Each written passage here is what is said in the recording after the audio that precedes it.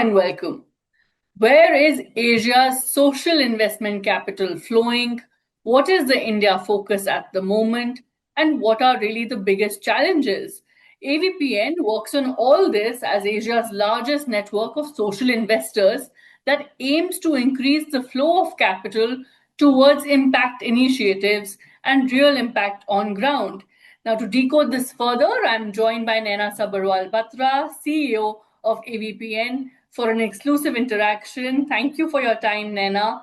I'd like to begin by asking you, Asia attracts enormous capital, but how much of it is actually reaching the most marginalized, as that really is the need of the hour? So, Sakshi, I'll start with a controversial answer. Very little of it is reaching the marginalized. The challenge is not a shortage of capital. It's actually connecting the right capital to the right opportunities at the right time. I think the problem we have right now is that capital does flow. Capital flows through philanthropy, capital flows through CSR, capital flows through impact investing, but it flows in silos. It flows with limited alignment, and it does not work with intermediaries on the ground, with implementing organizations on the ground who are actually directly working with the marginalized. So to answer your question, I would say less than 20% actually reaches those that it's meant to reach. All right. So how can we ensure that more reaches for those that it is meant to reach? How can we ensure, what can we do to ensure that it reaches the marginalized the most then? So I think we need to create more transparency and more trust. The biggest reason that philanthropic capital or social capital does not reach these communities is that there is an opacity surrounding the mechanism of how that money is to get there. Usually what happens in India specifically, we look at the fact that $27 billion was mobilized through CSR money alone. Now, this money through corporate CSR goes through only a few group of intermediary or group of implementing organizations that have visibility either with the corporate headquarters or are present in the large metro cities or have been working with a particular corporate for a number of years. If you are trying to reach newer groups, you're trying to reach marginalized communities in hard to reach areas like the Northeast states, like the tribal districts, where we find the most marginalized of India to exist, we are not able to find those organizations, or those organizations that are working on the ground are unable to connect with the deployers of capital. So where I think the need of the hour is to fund the infrastructure, to fund the actual sort of, I would say, framework that connects those that are working on the ground with those that are actually writing the checks. Absolutely. And if you could redirect trillions of capital today in Asia and India, where would you place that money? I would place it at empowering women's economic livelihoods. I feel that is where the need of the hour is. If you can actually make a woman financially sustainable and be, very important, financially literate, you are actually providing for the next 2 generations of her family, because she will then ensure that the money is spent sensibly. You are also looking at supporting women entrepreneurs who have proven to be incredibly creditworthy. If you look at microfinance statistics, you will find that women are the ones that default the least on loans. And you will find that we will, in terms of productivity, in terms of actually looking at agriculture, women are the ones that are most involved in these industries, which are predominant in India today. So if I had the money, I would put it towards women's economic empowerment. All right. And if you had to, suggest to social investors, so how can social investors and AVPN then ensure that more capital reaches women-led solutions and directly really improves the outcomes for these women and girls across Asia, particularly in India? So I think what is important is not just writing the check. what is actually even more important than giving the money is capacity building. Now, capacity building, unfortunately, Sakshi, has become one of those cliches that everybody talks about. But what I mean when I talk about capacity building is really holding the hand of the entrepreneur. Any business is risky. You need to make sure that that entrepreneur understands what is the return on investment, understands inventory, understands how to use technology. This entrepreneur is not able at this point to make those kinds of investments which are needed to grow her business. That is where the philanthropist or the corporate can come in by providing these kinds of services pro bono, or by opening up their corporate through skilled volunteering, that entrepreneur can then have access to a financial, a CFO, an IT solution, a supply chain management solution that she would not otherwise have. So give the money, yes, but also hold the hand of the entrepreneur and be patient. Right, really see things through is what you're suggesting. Now, if I were to ask you that, look, why do you think there is still a gap in funding for social and climate solutions then?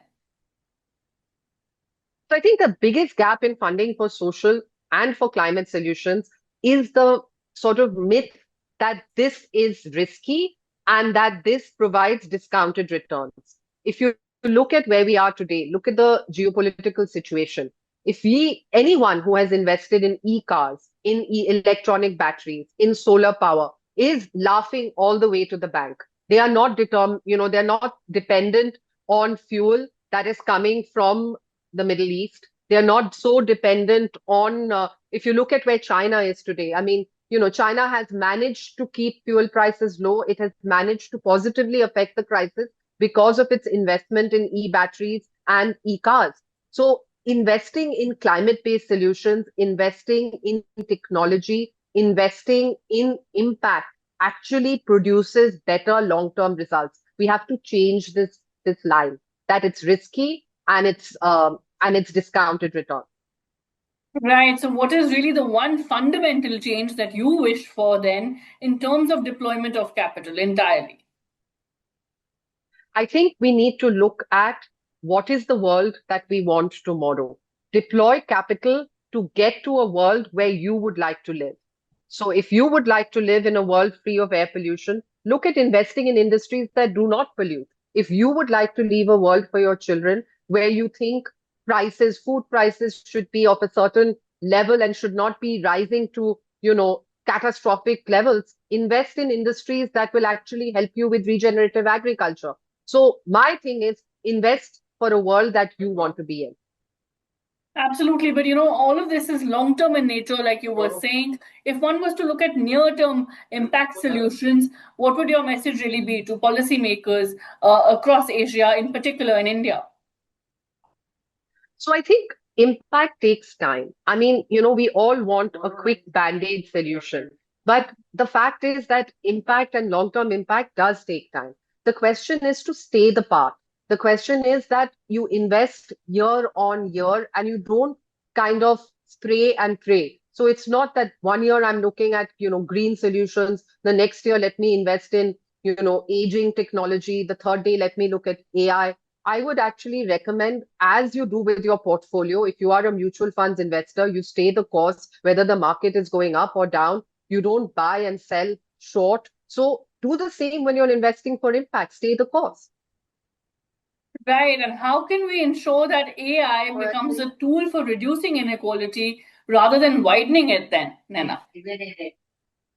So I think one of the biggest mistakes we make about AI is that we look at it in very simplistic terms. The fact is that AI is a tool that can actually make our workday much easier. And I think that's what we need to focus on, is that how do we actually make our administrative tasks go away so that we can focus on tasks that actually use our brain and that actually require us to bring a higher level of thinking to the role and to the job that we are doing.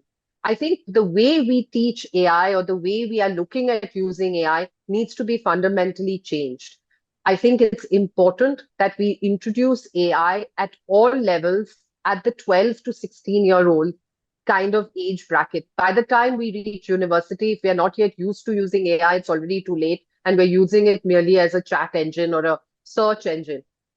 If we start younger, it becomes just something that is a muscle. That's something that you're so used to using, you use it to actually make your work easier. Somewhat like a calculator. When I was younger, no one used a calculator. You learned how to do everything in your head. Now, you use a calculator without even thinking. AI should be like that. It should become a muscle that just we use without thinking. And that will only happen if we bring it in earlier, if teachers understand how to use it, if children are taught that it's not something to do your homework quickly, but really to, increase your curiosity, answer questions. And that's what we are hoping to do with some of the projects that we are actually doing in India. Right, and what is really the India focus, lastly, given the fact that there is this blueprint in place that AVPN has put out. So, what really is the India focus? On the 25th and I 27th think of we August. have, thanks, Sachi. The AVPN conference for the first time is coming to India, and we're really excited about it coming to India. The reason is that India plays a very important role in the world stage. India, with 1.5 billion people, if India does not meet the SDGs and India does not figure out how to use AI well, nobody else in Asia is going to be able to do that. Asia has 66% of the world's population. If Asia doesn't figure it out, the rest of the world can just go away and forget about it. So India holds the key to a lot of what happens and how we use private capital in partnership with government to actually look at improving the lives and lifestyles of all of us. And India holds the key for not just India, but for the rest of the world. And that is why we're incredibly excited that our global conference is coming to India. All right, so India holds the key to crucial decisions going forward. Thank you for putting the spotlight on capital and accountability and the need to turn social investment into real impact now more than ever before. Thank you. Thanks, Sachi.